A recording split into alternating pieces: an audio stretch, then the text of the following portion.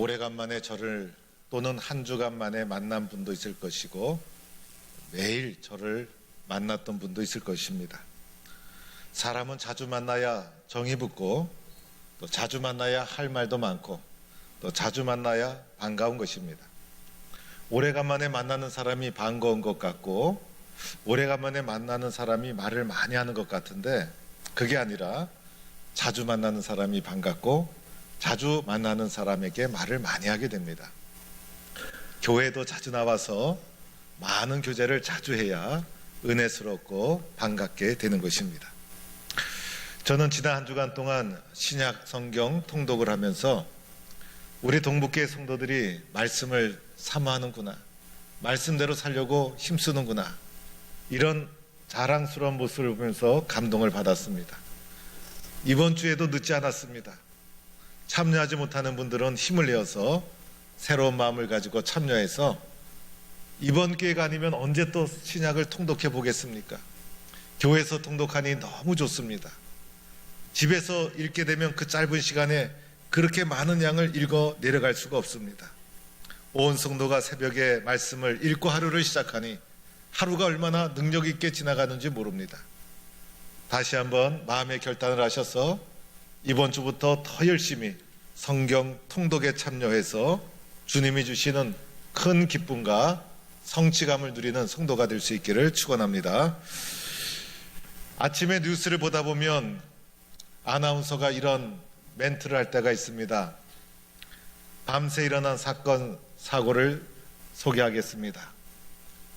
그런데 그 내용을 보면 대부분이 교통사고라든지 밤사이에 발생한 화재라든지 강도 사건이라든지 별의별 사건들이 밤새 일어난 사건으로 소개가 되는 것을 보게 됩니다. 그런데 그 중에 많은 부분이 분노를 참지 못해서 일어난 사건들이 종종 나타납니다. 옆 사람과 말다툼을 하다가 칼을 찌르고 부부싸움을 하다가 불을 지르고 그래서 사소한 일이 원인이 되어서 충동적으로 일어난 사건들이 종종 나오는 것을 봅니다. 실제로 일어나는 사건의 40%, 10명 중에 자그마치 4명의 사건이 분노를 참지 못해서 충동적으로 일어난 사건으로 통계가 나와 있습니다. 세상에 살다 보면 화날 일이 많이 생기게 됩니다. 속상한 일이 일어납니다. 분노가 치밀어 오르는 일을 만나게 됩니다. 분노라는 것이 마음속에서 일어나게 되면 어떠한 현상이 일어납니까? 호르몬 분비에 이상이 생기고 심장 박동이 빨라지고 혈압이 상승하면서 몸이 뜨거워집니다. 목소리가 흥분되어서 목소리가 점점 커지게 됩니다. 세상에서 조롱을 당하고 핍박을 당하고 외면을 당할 때 내 속에서 분노라는 감정이 일어나는 것을 보게 됩니다. 그런데 이러한 분노가 잘 조절이 되어야 함에도 불구하고 조절이 안 된다는 것이 문제입니다. 그래서 개인적인 분노가 거침없이 표출되고 그리고 수시로 일어나는 이 집단적인 분노 때문에 사회가 병들어가고 있는 것입니다. 이러한 문제는 분노 해결에 도움이 되지 않는 것입니다. 도리어 개인의 삶뿐만 아니라 공동체의 삶을 파괴할 수도 있는 것입니다. 분노는 또 다른 분노를 야기시키게 되는 것입니다. 이런 분노의 문제를 우리는 어떻게 해결해 나갈 수가 있을 것인가? 이런 분노의 문제에 직면했을 때 나는 어떻게 지혜롭게 이 문제를 해결해 나갈 수가 있을 것인가? 오늘 말씀은 분열왕국 시대의 유다왕 히스기야 시절에 있었던 일이었습니다. 히스기야 14년에 아수르의 산헤립 왕이 유다를 침략하게 됩니다. 아수르는 당시에 가장 큰 강대국이어서 아수르를 감당할 나라가 없었던 것입니다.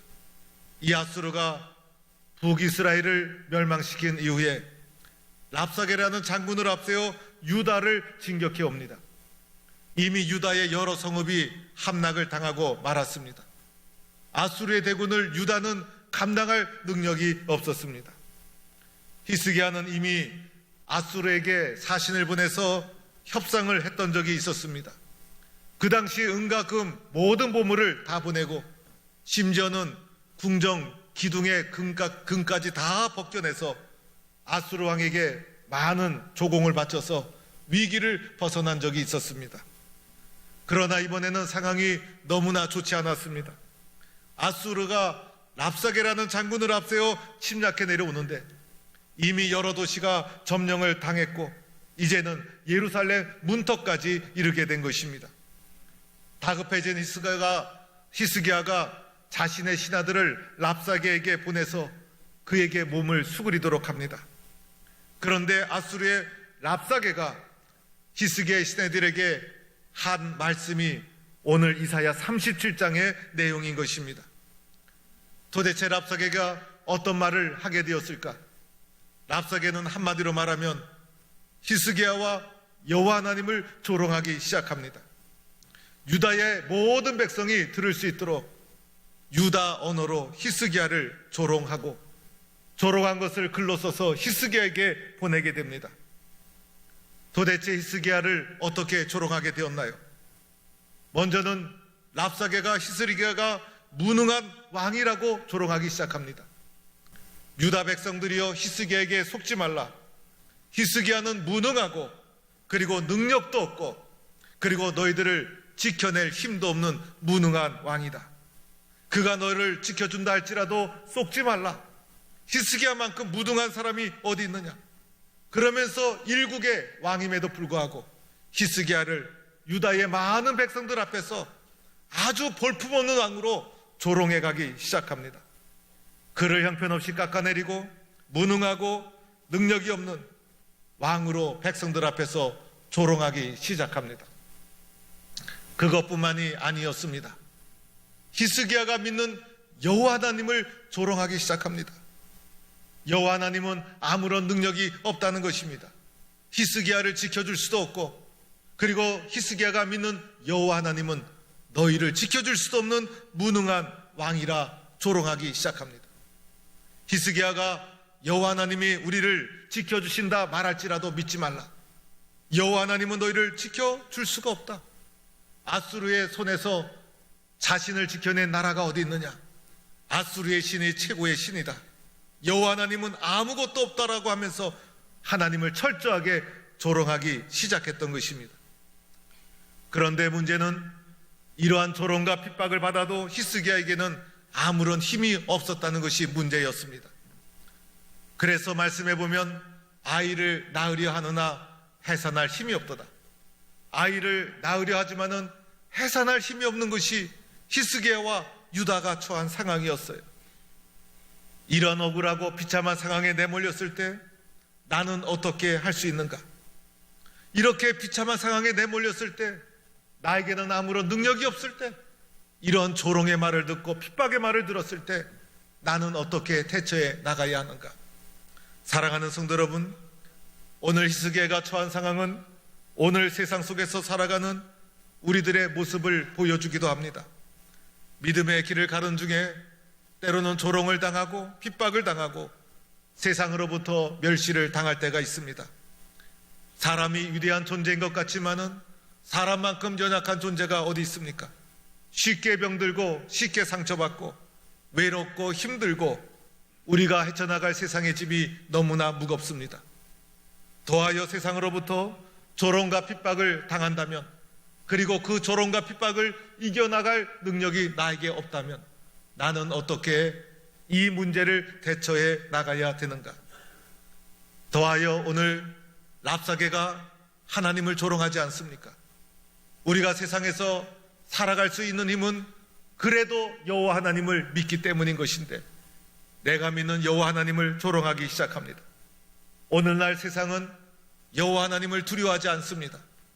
지금 한국교회를 빙하기가 지나고 있다라고 말하지 않습니까? 한국교회가 민족의 자랑이었음에도 불구하고 언제부턴가 세상에 조롱거리가 되고 말았습니다. 이러한 핍박을 당할 때 믿음을 가지고 살아가는 나는 어떻게 해야 되는가? 세상으로부터 조롱을 당할 때, 핍박을 당할 때 히스기야는 오늘 이 상황을 어떻게 헤쳐나갔는가? 히스기야를 통해 우리는 지혜를 배울 수 있기를 바랍니다. 첫 번째로는 히스기야는 애통하는 마음으로 슬퍼하게 됩니다. 자기의 옷을 찢고 마음을 찢는 심정으로 옷을 찢습니다. 그리고 베옷을 입고 슬퍼하게 됩니다. 오늘 이사야 30장 1절에 보면 히스기야 왕이 듣고 자기의 옷을 찢고 굵은 베옷을 입으니라. 애통하는 마음으로 오늘에 당한 현실을 슬퍼하게 됩니다. 극도의 슬픔을 온몸으로 표현해 나가게 됩니다.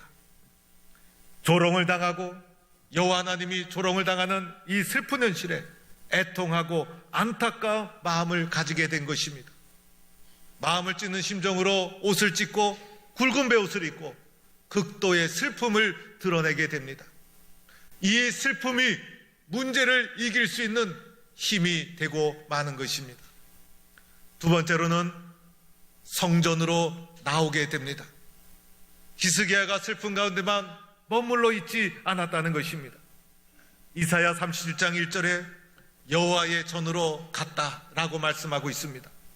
오늘 읽은 14절 말씀에도 히스기야가 그 사람의 손에서 글을 받아보고 여호와의 전에 올라갔다는 것입니다. 그냥 슬퍼하는 가운데 주저앉지 않았다는 것입니다. 슬픈 마음을 가지고 하나님의 전에 올라온 것입니다. 성전에 올라와서 기도하기 시작한 것입니다. 하나님을 찾았다는 것입니다. 내 집은 만민이 기도하는 집이다. 성전은 여호와 하나님이 계신 곳이다. 믿음을 가지고 성전에 나와 하나님 앞에 기도하기 시작한 것입니다. 문제가 일어났을 때 어디로 가느냐가 문제 해결의 중요한 열쇠가 됩니다. 히스기야는 성전으로 나온 것입니다. 문제를 가지고 엉뚱한 곳에 가면 문제가 해결되지 않습니다. 더 큰 고통에 시달릴 수밖에 없는 것입니다.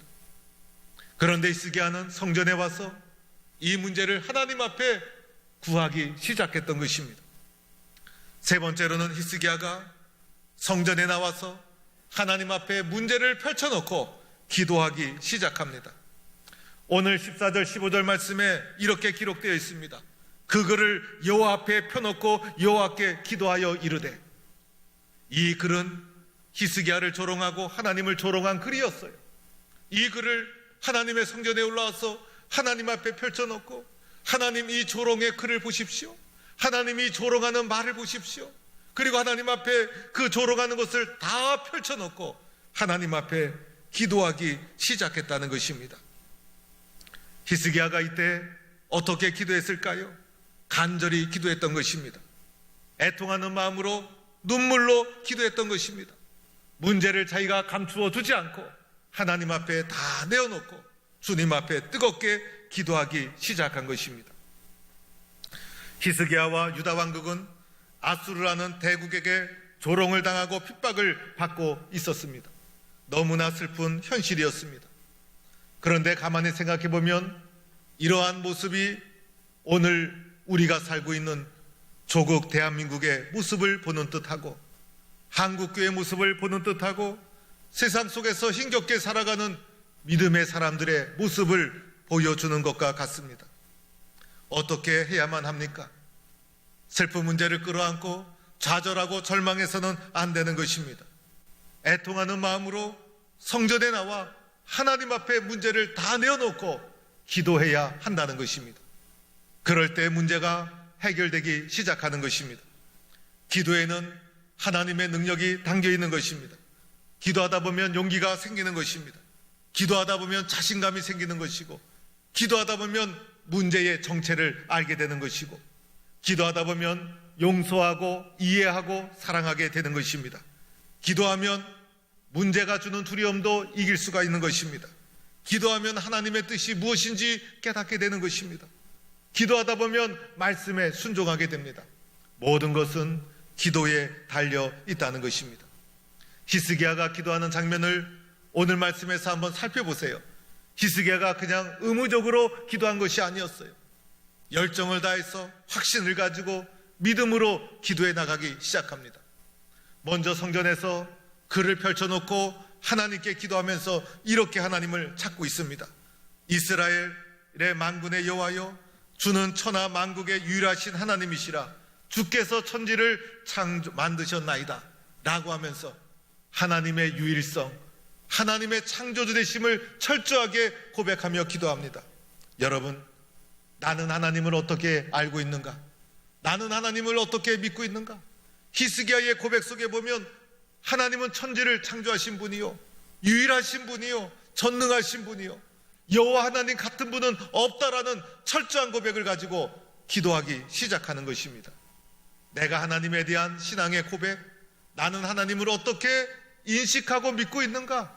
이것이 기도의 질을 결정하게 된다는 것입니다. 히스기야가 간절히 기도할 수 있었던 이유가 무엇이죠? 하나님은 전능하신 분으로 믿었기 때문이에요. 하나님은 창조주 되심을 믿었기 때문이에요. 우리가 믿는 하나님은 세상을 창조하신 분이요, 전능하신 하나님이시요, 사랑이 무한하신 분인 줄 믿는 성도가 될 수 있기를 축원합니다. 이러한 믿음을 가지고 히스기야가 기도를 시작합니다. 히스기야가 어떻게 기도합니까? 히스기야는 하나님은 나의 기도를 들으시는 분이라는 확신을 가졌어요. 그래서 여호와여 귀를 기울여 주소서, 여호와여 눈을 뜨고 보시옵소서. 그래서 내가 기도하는 것을 하나님은 귀를 기울여 들어주시고 눈으로 보고 계시다. 그래서 하나님은 나의 기도를 보고 듣는 분이다. 이러한 확신과 믿음을 가지고 주님 앞에 기도해 나가기 시작합니다. 하나님에 대한 창조주 되심, 전능하신 분임을 믿고 내 기도를 들으시는 하나님. 히스기야가 기도하는 중에 히스기야는 아수르가 얼마나 큰지 다 알고 있었어요. 아수르의 능력이 얼마나 큰지, 아수르를 통해서 멸망당한 나라가 얼마나 많은지 다 알고 있었어요. 그러나 두려워하지 않았어요. 왜냐하면 아수르를 통해서 멸망당한 나라들은 다 이유가 있었던 거예요. 그 이유는 그들이 믿는 신이 우상들이었기 때문이었어요.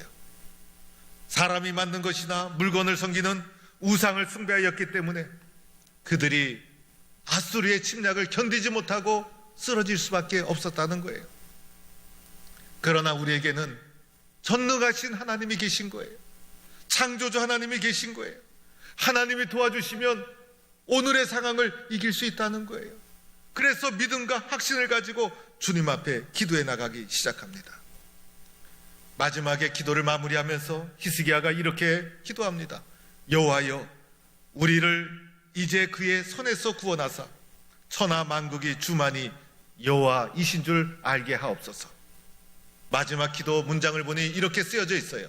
천하 만국이 여호와 주만이 여호와이신 줄 알게 하옵소서. 히스기야의 기도는 자신의 영광을 위한 기도가 아니었어요. 하나님, 하나님의 영광이 가려져서는 안 됩니다. 여호와 그분만이 하나님이심을 세상이 알게 하여 주옵소서. 여호와 하나님만이 참된 신이라는 것을 세상이 알아야 되지 않습니까? 아수르의 저 대군 앞에서, 조롱과 핍박 앞에서 우리를 지켜줘야 될 이유가 있습니다. 우리가 믿는 여호와 하나님이 참신이라는 것을 세상이 알아야 되지 않습니까? 하나님의 영광을 위해서 히스기야는 하나님 앞에 간절히 기도하고 있다는 것입니다. 우리 교회에 중보기도팀이 있습니다. 중보기도팀이 매일 1시간씩 중보기도 대원들이 중보기도실에서 여러분의 기도 제목을 붙잡고 기도해주고 있습니다. 중보기도 사역자들을 생각하면 얼마나 마음에 힘이 나는지 모릅니다. 중보기도 팀이 발대식을 할 때마다 종종 부르는 찬양이 있습니다. 기도할 수 있는데 왜 걱정하십니까? 기도하면서 왜 염려하십니까? 기도할 수 있는데 왜 실망하십니까? 기도하면서 왜 방황하십니까? 주님 앞에 무릎 꿇고 간구해 보세요. 마음을 정결하게 뜻을 다하여 기도할 수 있는데 왜 걱정하십니까? 기도하면서 왜 염려하십니까?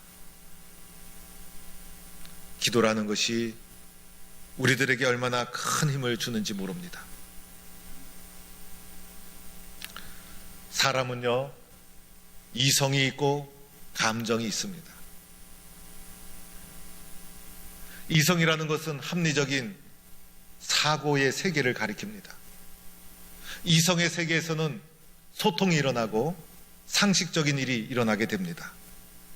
평소에는 모두가 이성의 세계에서 합리적인 생각을 가지고 사고하면서 살아가게 됩니다. 감정이라는 것은 평상시에는 이성 아래에 잠자고 있는 것입니다. 평상시에는 감정이 다 드러나지 않습니다. 이성의 세계에서 합리적으로 사고하며 생각하고 상식적인 범위 속에서 우리는 세상 속에 살아가고 있는 거예요.